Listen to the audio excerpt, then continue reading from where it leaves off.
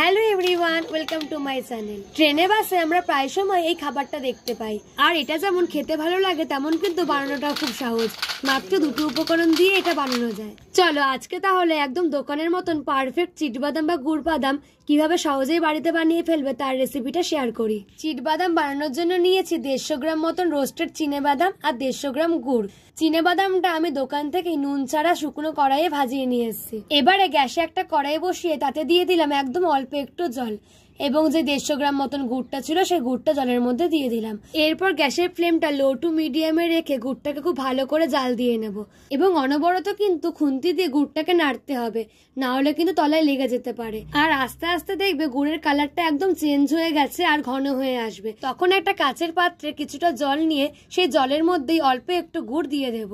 এটা বেসিক্যালি আমরা গুড়ের পাকটা ঠিক হয়েছে কিনা সেটা চেক করার জন্যই করে থাকি। আর যখন দেখবে গুড়টা খুব সহজেই আমাদের হাতের মধ্যে উঠে আসছে আর এরকম পাকানোও যাচ্ছে, মানে রাবারের মতন একটা হয়ে যাবে, তখন বুঝবে গুড়ের পাকটা হয়ে গেছে।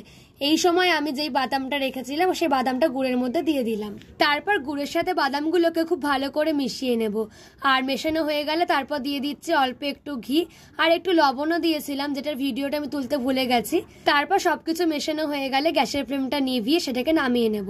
আর যেই পাত্রের মধ্যে আমি গুড় বাদামটাকে ঢালবো সেই পাত্রটার ওপর আমি কিছুটা পরিমাণ ঘি ব্রাশ করে নিলাম। এতে ঠান্ডা হয়ে যাওয়ার পর খুব সহজেই চিটবাদামটা উঠে আসবে। এখানে কিন্তু তোমরা ঘিয়ের বদলে সাদা তেলও ইউজ করতে পারো। তো আমার চারদিকে তেলটা ব্রাশ করা হয়ে গেছে, মানে ঘিটা। এবার আমি গুড় বাদামটা পাত্রটার মধ্যে ঢেলে দিচ্ছি। এই গুড় বাদাম বা চিট বাদাম আমার কিন্তু খুব পছন্দের একটি খাবার। অনেকে এটাকে আবার বাদাম চিক্কিও বলে, কিন্তু আমাদের এখানে আমরা চিট বাদাম বলেই জানি। আর অনেকদিন ধরে আমার এটা বানানোর ইচ্ছা ছিল, আর ভাবলাম যখন বানাবোই তোমাদের সাথেও শেয়ার করি।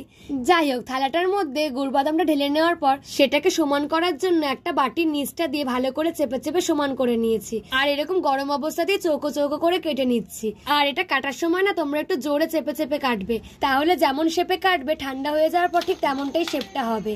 আমি একটু হালকা করে চেপে কেটেছিলাম বলে শেপটা পারফেক্ট আসেনি ঠিকই, কিন্তু খেতে একদম দোকানের মতন হয়েছিল, যেমন কুড়মুড়ে তেমন টেস্টি। দেখো তোমরা সাউন্ডটা শুনেই বুঝতে পারবে কতটা কুড়মুড়ে হয়েছিল। যাই হোক, তোমাদের যদি আমার এই রেসিপিটা ভালো লেগে থাকে তাহলে প্লিজ একটা লাইক, কমেন্ট, শেয়ার এন্ড চ্যানেলটিকে সাবস্ক্রাইব করে দিও। আর ফেসবুক থেকে দেখে থাকলে প্লিজ একটা ফলো করে দিও। দেখা হচ্ছে নেক্সট ভিডিওতে। Thanks for watching, tata.